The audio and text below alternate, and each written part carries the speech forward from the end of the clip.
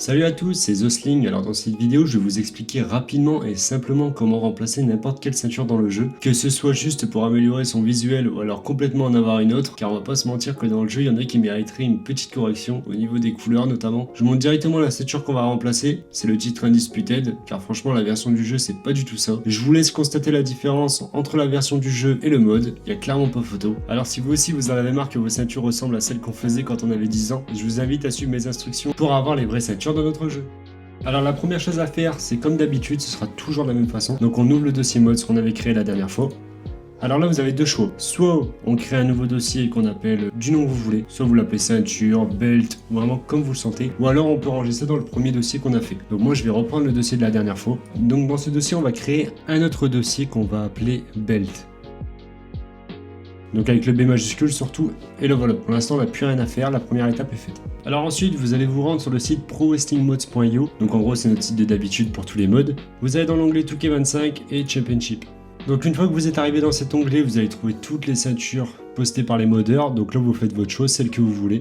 Moi personnellement je vais me rendre sur le Discord auquel on s'était abonné avec le Patreon, donc du officiel PWM Mods. On va aller dans l'onglet officiel mode release, on va faire un CTRL F et moi je vais chercher le titre Undisputed. Donc voilà, c'est celui-là que j'ai choisi, ce sera le titre que je vais remplacer. Donc c'est directement un port du jeu Warzone. Donc voilà la ceinture qui avait été faite avec Rey Mysterio, Cody Rhodes et Rhea Ripley. Alors une fois que votre ceinture est téléchargée, on peut extraire le fichier.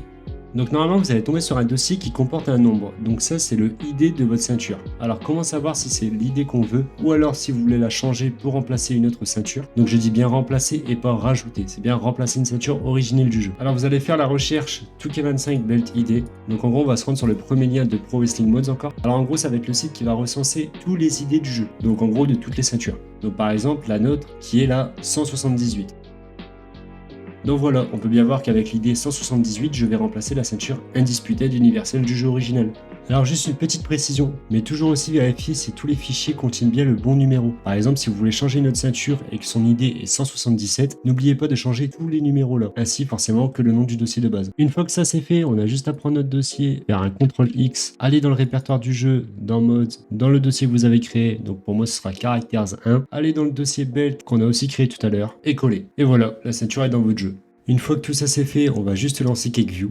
Donc c'est le logiciel que je vous ai fait installer la dernière fois que vous pouvez acquérir grâce au Patreon. On va faire New Bake, on va aller dans Mods, Characters 1 et on va pas plus loin. On fait sélectionner un dossier. Si vous avez déjà Bake auparavant ce dossier, vous avez juste à faire un Rebake. Donc vous appuyez sur Bake ou sinon vous appuyez sur Bake and Launch. Donc en gros une fois que le processus sera terminé, il va directement lancer le jeu automatiquement. Une fois que ce message est affiché, c'est que vous avez réussi la manip correctement. On se retrouve directement dans le jeu. Donc voilà, on va pouvoir tout de suite aller vérifier dans le menu des créations si le titre a bien été implanté. Et voilà, on peut voir que le mode a correctement été installé. Donc voilà à quoi ressemble la ceinture directement sur un capture. On est d'accord qu'on peut voir directement une bonne amélioration.